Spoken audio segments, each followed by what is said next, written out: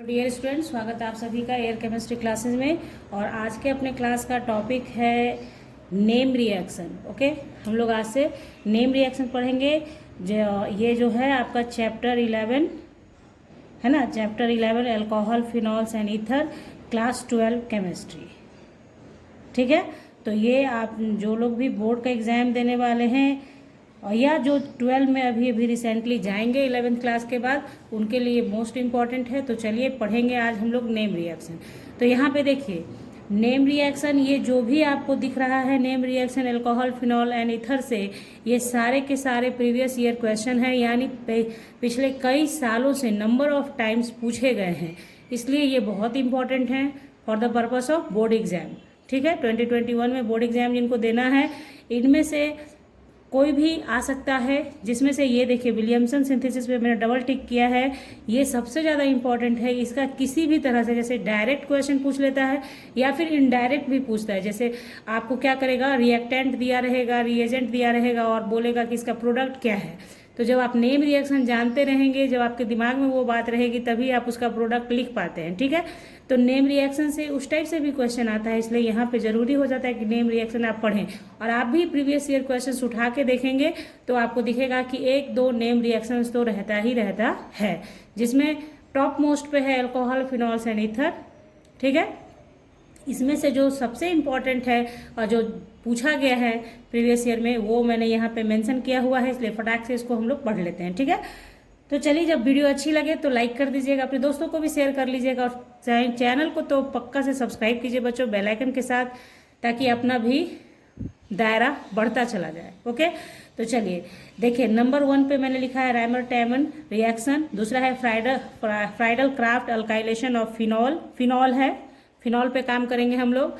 ऐसे बहुत जगह आपको आपके बुक में मिलेगा, एनिसोल पे भी होता है, यानी आपको ये जानना होता है कि किस तरह से काम करता है। चूंकि प्रीवियस ईयर में ज़्यादातर फिनॉल पे पूछा गया है, इसलिए मैंने इसे यहाँ पे लिया है। ओके, विलियमसन ईथर सिंथेसिस है और कॉल्बे रिएक्शन है। विलियमसन ईथर सिंथेसिस 2020 में पूछा जा चुका है। ठीक है, लेकिन फिर भी इम्पॉर्टेंट है, मैंने आपको पहले बता दिया क्यों इम्पॉर्टेंट है, इसलिए इसको करेंगे जरूर हम लोग। ठीक है, और देखिए, तो सबसे पहला स्टार्ट कर लेते हैं हम लोग राइमर टाइमन रिएक्शन। ठीक है, ये दो अलग अलग व्यक्ति का नाम है ना। राइमर अलग थे, टाइमन अलग थे, इन दोनों का नाम मिला के रिएक्शन का नाम बना, इसलिए क्योंकि दोनों ने मिलकर इस पर वर्क किया था। ओके, तो देखिए क्या करना है इसमें, आपको इतना सा ध्यान रखना है। On treating phenol with chloroform in the presence of sodium hydroxide, CHO group यानी aldehyde group is introduced at ortho position of benzene ring, resulting in salicyl aldehyde। यानी कि आपको प्रोडक्ट याद कर लेना है कि बनेगा क्या, राइमर टाइमन रिएक्शन में क्या बनेगा, सेलिसाइल अल्डिहाइड बनेगा। ठीक है, यानी रिंग वाला एल्डिहाइड बनेगा। सेलिसाइल अल्डिहाइड का अगर आपको फॉर्मूला याद होगा, तो जैसे आप लोग बोलते हैं ना ट्रिक, तो उसी तरीके से करता है लोग। सिर्फ फॉर्मूला याद है तो आप फिनॉल से लेकर चलेंगे और प्रोडक्ट याद है तो काम आपका बन सकता है। ठीक है, तो ध्यान रखिए, this reaction is known as Reimer Tiemann reaction. तो फिनॉल आपने लिया, ये फिनॉल है ना, तो फिनॉल को लेना है। फिनॉल क्लोरोफॉर्म डाला, aqueous NaOH के साथ जब ट्रीट करेंगे तो ये जो रिएक्शन होगा, तो ये प्रोडक्ट जो बनेगा ये इंटरमीडिएट प्रोडक्ट होगा, जिसका लाइफ टाइम बहुत कम होगा, बहुत छोटा लाइफ टाइम होगा, यानी ये बहुत अनस्टेबल होता है, इसलिए जल्दी से रीअरेंज होता है, जल्दी से ब्रेक करके स्टेबिलिटी गेन करता है और बना लेता है आपको एक प्रोडक्ट अलग सा। तो देखिए यहाँ पे क्या बना लिया, आप देख रहे हैं यहाँ पे कि ONA है ना, तो यहाँ पे देखिए ONA बना और CHO ग्रुप ऑर्थो पोजीशन पे इंट्रोड्यूस हुआ।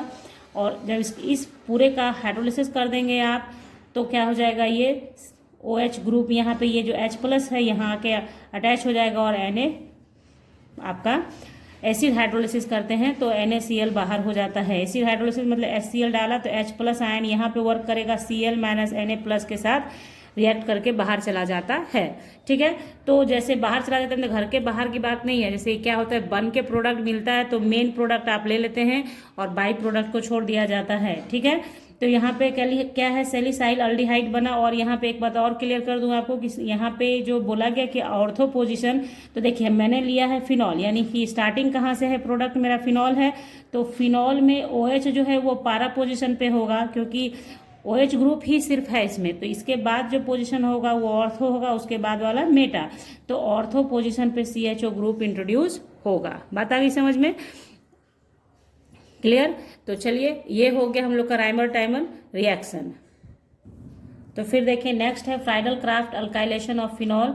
तो इसका क्या है, phenols when treated with alkyl halide in presence of anhydrous AlCl3 undergo alkylation to form alkyl substituted phenol. यानी अल्काइलेशन का मतलब है अल्काइल ग्रुप इंट्रोड्यूस हो जाएगा फिनॉल में, ठीक है। फिनॉल को लेकर आप चलेंगे और जब रिएक्शन कराएंगे तो अल्काइल ग्रुप इंट्रोड्यूस होगा। तो यहाँ पे देखिए नेम रिएक्शन पढ़ लिया आपने, तो फायदा क्या मिलेगा, जब आपको आता है ना how will you convert it, तो कैसे कन्वर्शन करने के लिए मान लीजिए OH है और CH3 ग्रुप इंट्रोड्यूस कराना है, उसका IUPAC नेम दिया रहेगा, तो कैसे करेंगे, फ्राइडल क्राफ्ट अल्काइलेशन रिएक्शन से होगा, ठीक है। तो कुछ नहीं है, फ्राइडल क्राफ्ट का याद कर लीजिए, बहुत बहुत इंपॉर्टेंट है इसका, कि फिनॉल लिया, अल्काइल हलाइड डाला, अनहाइड्रस AlCl3 डालेंगे आप, तो अल्काइल ग्रुप इंट्रोड्यूस होगा। लेकिन इसमें दो तरह का प्रोडक्ट बनेगा, एक होगा मेजर, एक होगा माइनर। यानी देखिए यहाँ देखिए CH3 ग्रुप पारा पोजीशन पे आया और एक CH3 ग्रुप ऑर्थो पोजीशन पे जब है, तो पारा पोजीशन वाला जो है वो मेजर होगा प्रोडक्ट। मेजर का मतलब हुआ इसका इल्ड ज़्यादा आएगा और माइनर का मतलब हुआ इसका इल्ड कम आएगा। यानी अगर 75% आएगा तो ये 25% ही आएगा। इसलिए क्योंकि देखिए ऑर्गेनिक केमिस्ट्री के अंदर रिएक्शंस में क्या होता है, फेवर कंडीशन कौन सा फेवर करता है, इस पर डिपेंड करता है प्रोडक्ट का इल्ड। अगर कंडीशन आपका फेवरेबल है, मोर देन फेवरेबल है, तो आपका क्या होगा, मेजर प्रोडक्ट मिलेगा। लेकिन अगर कंडीशन उतना फेवरेबल नहीं है तो प्रोडक्ट मिलेगा बट उसका इल्ड बहुत कम होगा। तो कहीं किसी किसी केसेस में जहां पॉसिबिलिटीज है कि ऑर्थो और पारा पोजीशन पे जा सकता है, तो वहां पे मेजर और माइनर की बात हो जाती है। तो यहाँ पे जो पारा पोजीशन है इसलिए मेजर है क्योंकि OH ग्रुप से इसका डिस्टेंस बहुत ज़्यादा है, जिसके कारण क्या होगा, दोनों में कोई गैदरिंग नहीं होगा, किसी तरह का हिंड्रेंस नहीं होगा और क्या होगा, स्टेबिलिटी ज़्यादा होगा, इसलिए ये मेजर हो गया। जबकि ऑर्थो पोजीशन पे जब CH3 ग्रुप आएगा तो ये थोड़ा सा स्टेरिक हिंड्रेंस करेगा। और जैसे होता है ना ऑर्थो पारा डायरेक्टिंग ग्रुप, स्टेरिक हिंड्रेंस के कारण क्या होगा, ऑर्थो पोजीशन पे CH3 को आने देना नहीं चाहेगा OH, इसकी वजह से ये क्या हो जाएगा, माइनर प्रोडक्ट होगा। तो ये चीज़ आप समझ गए कि माइनर मेजर। और यहाँ पे एक चीज़ और क्लियर कर दूँ, इस बार आपका जो सिलेबस रिड्यूस हुआ है उसमें मैकेनिज्म नहीं पूछेगा, सिर्फ पूछेगा Friedl Crafts alkylation of phenol. तो उसमें आपको एग्जाम्पल के साथ बता देना है जैसे मैंने बताया है, तो इसलिए ध्यान से इसको करते जाइए, कोई मेहनत आपको ज़्यादा नहीं है, ठीक है। अब देखते हैं नेक्स्ट हम लोग, देखिए अब नेक्स्ट है हम लोगों का विलियमसन एथर सिंथेसिस। तो इसमें इथर सिंथेसाइज होगा। तो when alkyl halide reacts with sodium alkoxide ether are form, this reaction is known as Williamson synthesis. कोई मेहनत नहीं है। तो यहाँ पे देखिए आपने लिया अल्काइल हलाइड RX के रूप में रिप्रेजेंट किया उसे, और ये आपको हो गया सोडियम अल्कोक्साइड। तो ये जब रिएक्शन करेगा तो इथर देगा आपको, ठीक है। तो देख लीजिए CH3Br आप लेते हैं और Na+ है ये, O पे लोन पेयर इलेक्ट्रॉन है, CH3 नियो ग्रुप है ये। इस तरह से जब ये NaBr जो है, तो यहाँ पे जो CH3 है, चूंकि CH3 क्या है, +I इफेक्ट शो करता है, इलेक्ट्रॉन रिलीज करता है, इलेक्ट्रॉन पुश करता है Br की तरफ, तो Br- के फॉर्म में चला जाएगा और CH3 कटायन के फॉर्म में आ जाएगा। तो इसलिए यहाँ पे Br- किसके साथ चला गया, Na+ के साथ, तो NaBr बन गया और ये इसके साथ अटैच हो गया क्योंकि ये कटायन हो गया। तो कटायन को अब कैसा चाहिए, इलेक्ट्रॉन रिच साइट चाहिए। तो ये क्या है, O जो है आपका इलेक्ट्रॉन रिच साइट है, पहले से लोन पेयर इस पे है, तो ये इसके साथ चला जाएगा। तो मतलब ये आप सिर्फ आपको इतना आता है करना, बहुत ज़्यादा डिटेल में नहीं लिखना होता है इसको, इसलिए ध्यान रखिए। बस थोड़ा थोड़ा सा कुछ जो ज़्यादा ज़रूरी है वो मैं बताती जा रही हूँ आपको।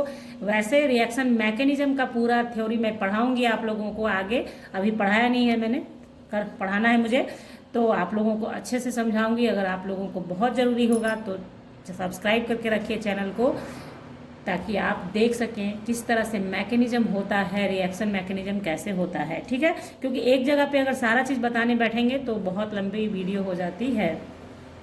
कॉल्वे रिएक्शन है, तो कॉल्वे रिएक्शन में क्या है, व्हेन सोडियम फिनॉक्साइड, देखिए फिनॉक्साइड का मतलब हो गया कि फिनॉल के साथ होगा। Sodium phenoxide is heated with CO2 at about 400 kelvin. हाँ, ये सब आपको याद रखना होगा। नेम रिएक्शन इसलिए यहाँ पे बताया जा रहा है आपको कि कुछ चीज़ है इसके अंदर का जो आपको ध्यान तो रखना ही रखना पड़ेगा।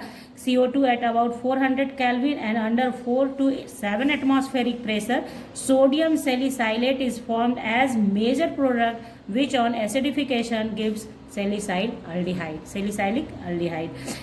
Salicylic acid. ओके, तो यहाँ पे क्या है कि ये चीज़ आपको लिखना ही लिखना है, तभी आपका काम बनेगा। तो इसको जरूर से रखिए दिमाग में। मतलब मैं आपको जो जो इम्पोर्टेंट चैप्टर है उससे जो जो previous year important name reaction है वो सारा पढ़ाऊंगी।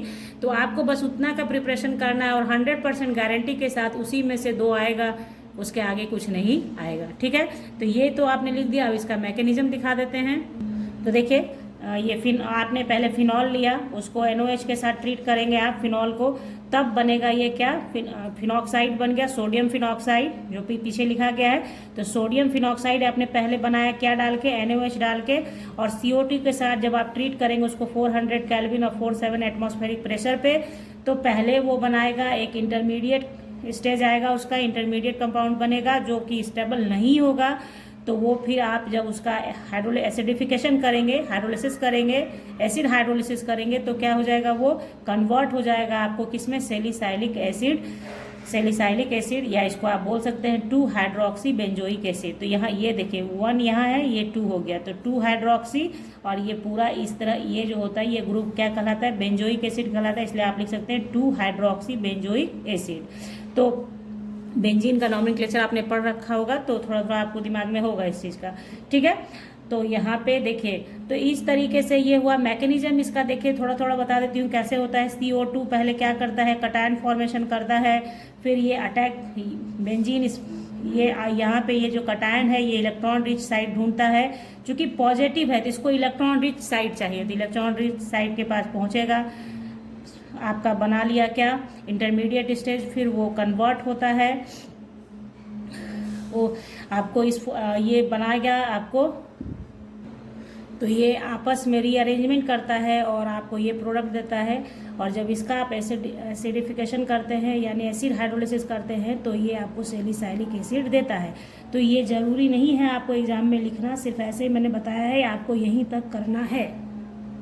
तो इस तरीके से हम लोगों ने 4 नेम रिएक्शन आज पढ़ा है। इस चारों को प्रैक्टिस कर लीजिए और कुछ भी इससे करने की आपको ज़रूरत नहीं है। अगर वीडियो समझ में आ गई हो, अच्छी लगी हो तो लाइक कर दीजिएगा बच्चों, अपने दोस्तों को भी शेयर कर लीजिएगा। मिलते हैं नेक्स्ट वीडियो में, तब तक के लिए bye, thank you, take care, have a nice day.